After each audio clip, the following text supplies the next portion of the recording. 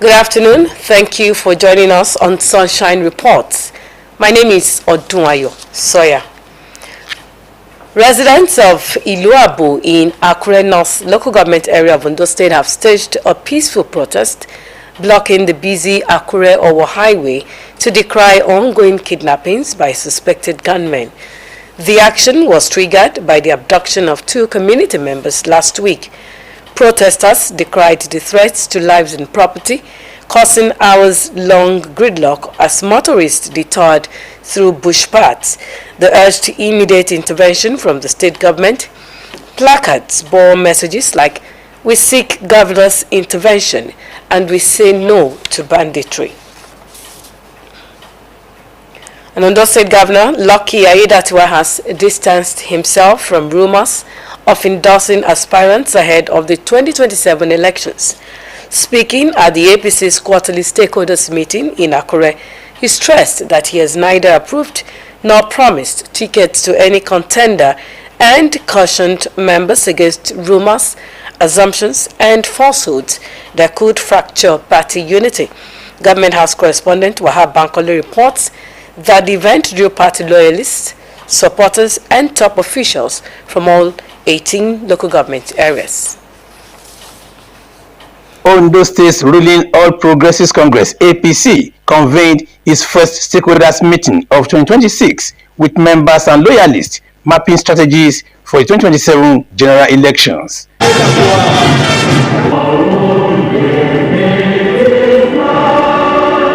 The state caretaker chairman Ade Adetimei set a unified tone, calling the APC Nigeria's most dominant force and urged members to shun internal rivalries and stay united. Our party, my party, your party is the party of choice.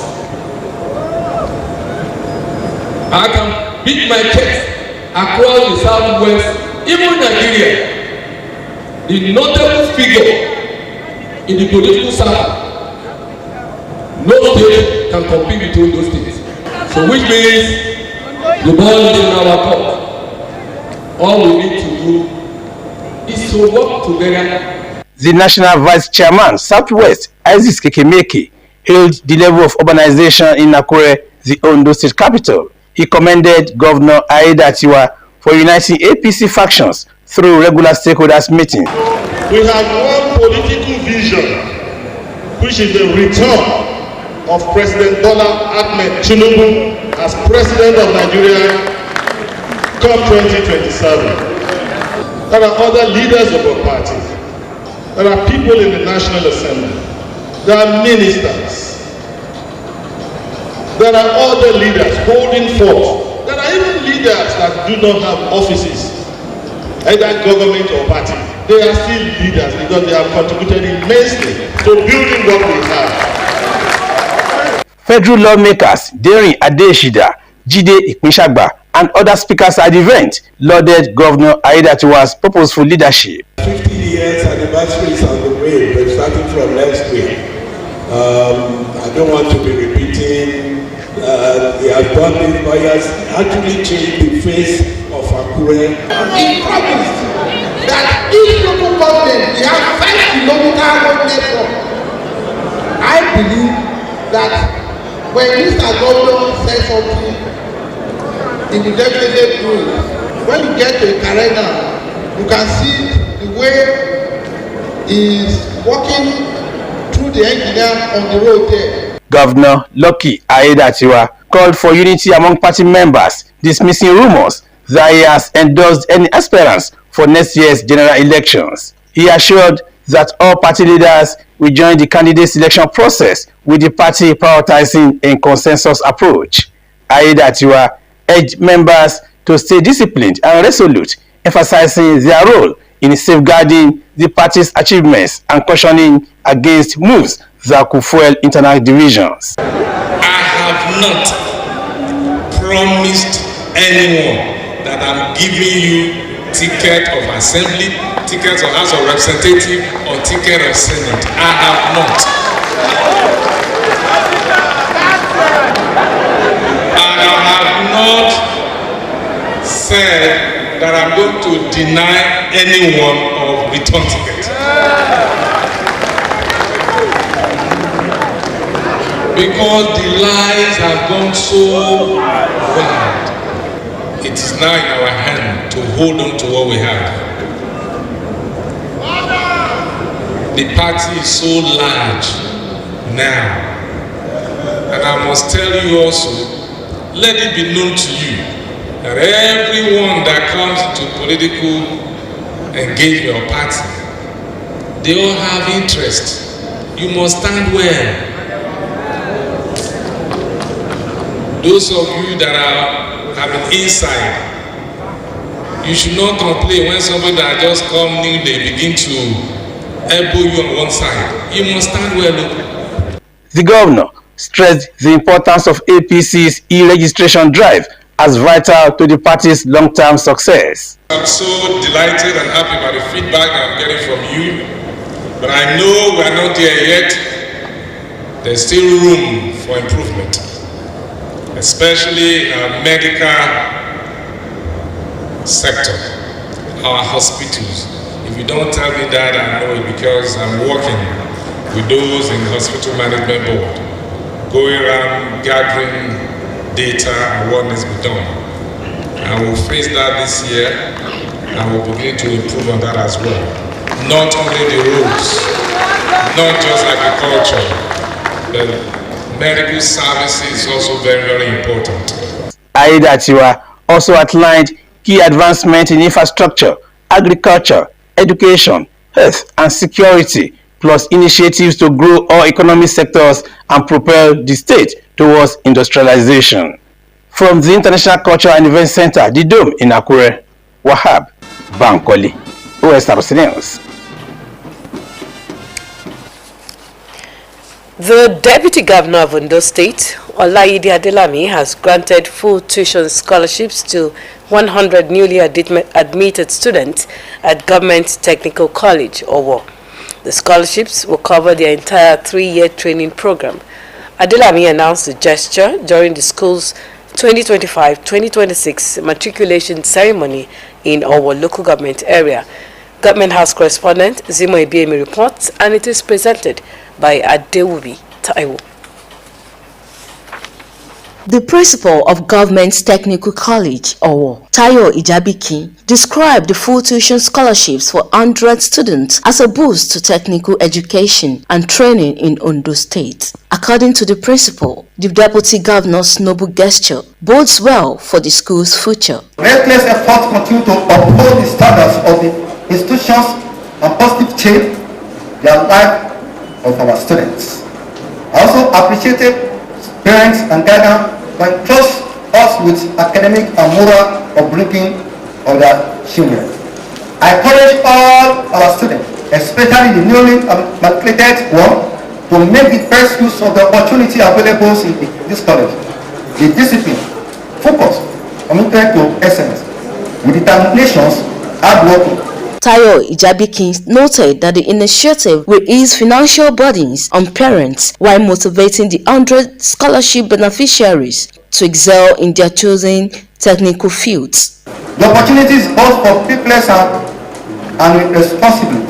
I urge you to remain disciplined, dedicated, focused on your study, so that your success will stand as a test to the great investment in your future.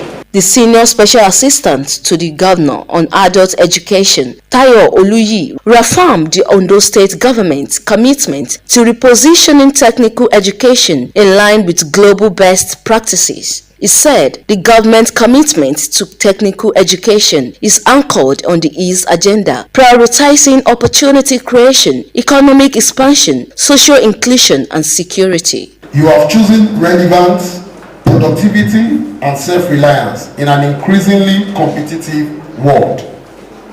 On behalf of the Ondo State government, under the purposeful and visionary leadership of His Excellency Dr. Lucky Oribison Aiyedatiwa, I wish to reaffirm that technical education remains a core pillar of this administration's developmental agenda.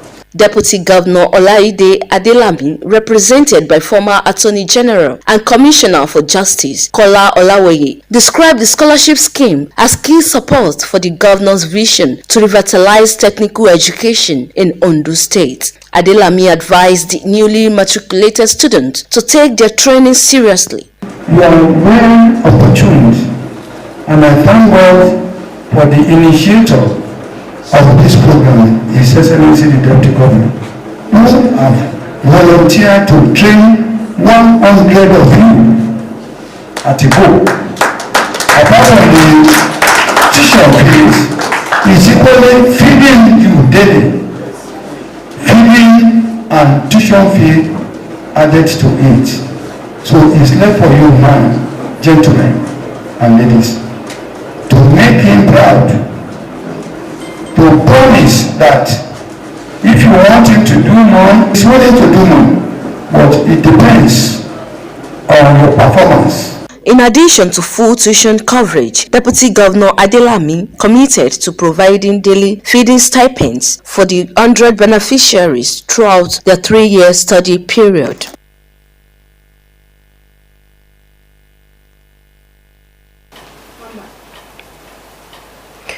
And after months of negotiations, disagreements, and nationwide attention, the federal government and the Academic Staff Union of Universities, ASU, have entered into a new agreement aimed at addressing long-standing agitations in Nigeria's public university system.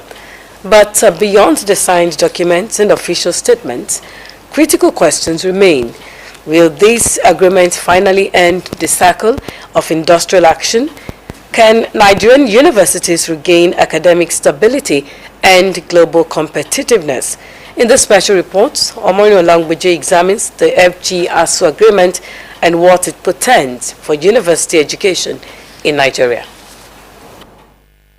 Nigeria's university system has for decades been caught in a cycle of negotiations and strikes, leaving students stranded and academic programs repeatedly disrupted. This new agreement between the federal government and ASU is therefore being viewed as another opportunity to break that cycle and rebuild trust in public university education. The agreement reportedly covers key issues including funding, staff welfare, infrastructure development, and mechanisms to ensure stability in the academic calendar. A university lecturer, Dr. Gbenga Abimbola, recalled that this is not the first time both parties have signed agreements only for implementation challenges to trigger renewed disputes. While commending federal government's initiative on the step taken, Dr. Abimbola craved transparency and accountability in implementing every clause of the agreement to avoid another round of industrial action. The agreement itself is subject to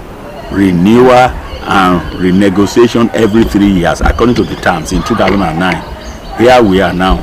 So now this 2025 agreement that have been signed, it captured many issues and it is good for the university system in Nigeria. It has the potential, but that potential can be translated into reality only when government fulfills the promise.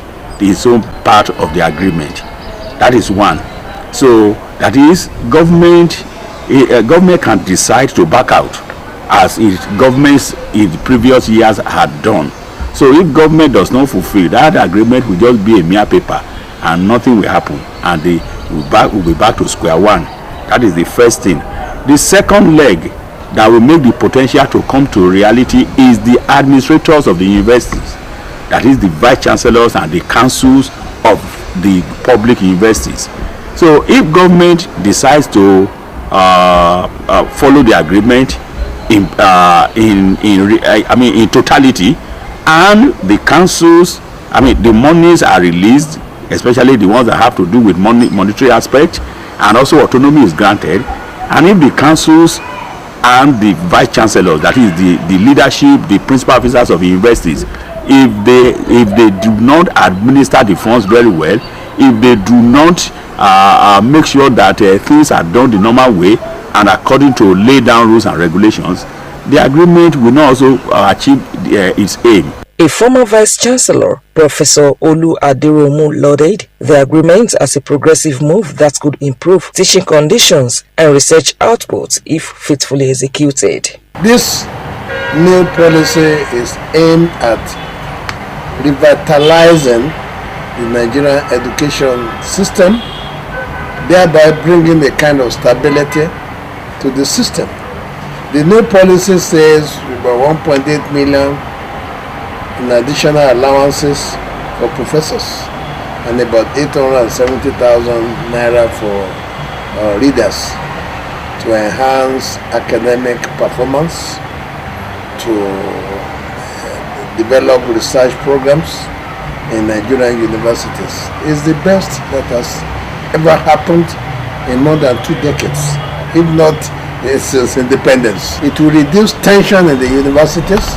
It will almost eradicate industrial strikes in the universities. You know, I know of some years back, some students spent 6 years in the universities, not because they were not good students, but because of strikes. But this will bring stability to the system. For social analyst Mr. Tope Okeowo, he showed optimism about the positive impact on students and parents who, according to him, are the biggest stakeholders having endured prolonged academic delays over the years. He stressed the need for state government-owned institutions to be carried along in every policy that concerns ASU. Parents should be hopeful. We have no choice than to be hopeful. Students have no choice than to be hopeful. Are you getting my point? You just have to be hopeful, because this incessant break in academic calendar is not good for this system. It's not good for the system at all. And I hope that the government should go ahead and implement all those things that they are clamoring for. Are good things. Independence of universities, increase in research grants, and university autonomy, increase in the salary and wages of lecturers. There are things that are good. As stakeholders weigh in, Nigerians will be watching closely to see whether this new agreement marks a turning point for university education or yet another chapter in a long-running struggle for reform. Omoyola Humbiji, Osrc News. As artificial intelligence is advancing at a record speed, cyber threats are becoming more sophisticated, and social media continues to shape public behavior on a massive scale. These 3 forces, AI ethics, cybersecurity, and social media, are now intersecting in ways that present both incredible opportunities and serious risk. Our reporter Adewumi tells us more.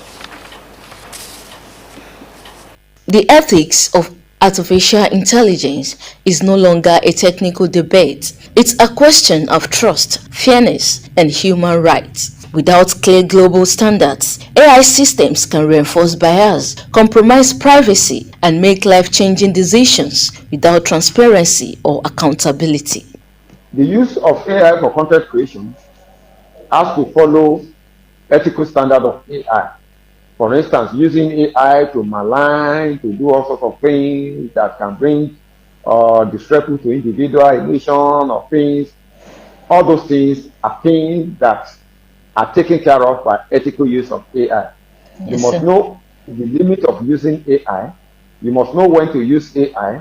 You must know the effect of the content you are creating, not only on individuals, on the society at large. It is important to note that the end result of using an artificial intelligence is affect humans. When there is a fault in any system, say for instance there is a form of inaccuracy or something in any system, somebody has to be responsible. Now, one of the things the ethical part of AI does is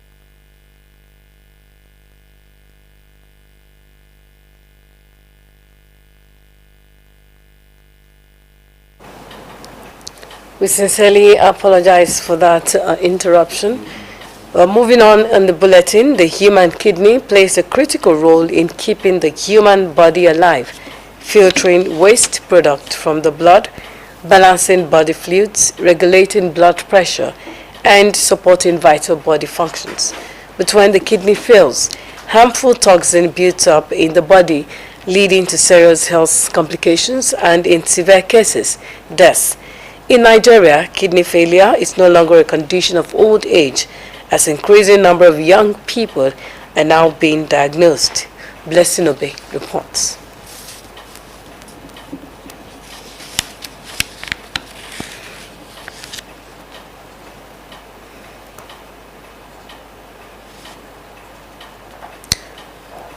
Culture and tradition from the foundation of every society, shaping values, identity, and social relationships.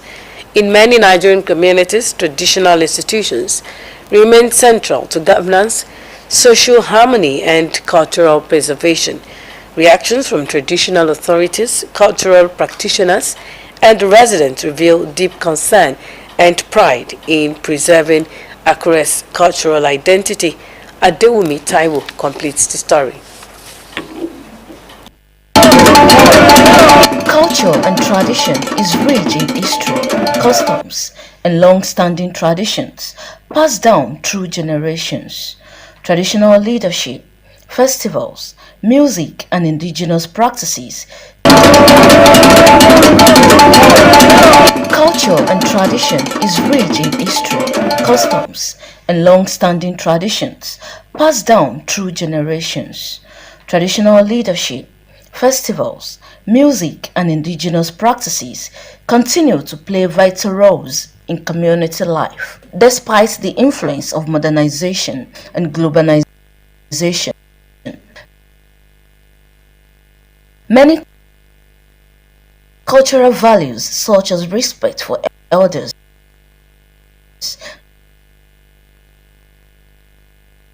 communal living, and traditional arts remain strong, while the need to protect these traditions from gradual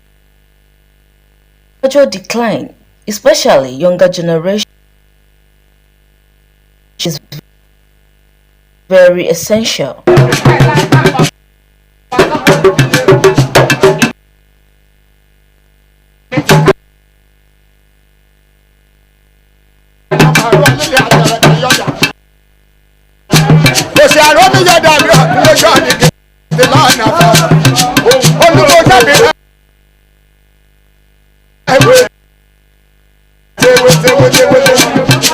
Reacting to this, Select Deji of Akure, Mr. Taiwo Fagite emphasized that culture is significant, distinct from others, and should be treated as a living system of values, not just entertainment. As Yorubas, we have culture because we were referred to as the Omoluabi, and we have our own culture, which is very, very different from every other person or every other tribe in the whole wide world.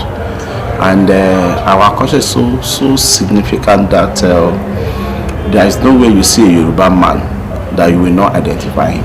If it is true, the way he speaks, the way he dresses, the way he carries himself, an average Yoruba person is an ambassador of the Yoruba cultural heritage, because we so much value our culture, and our culture speaks for us. It identifies who we are. Called on government, families, schools. And with that, we end the Sunshine Report. Thank you so much for watching. Good afternoon.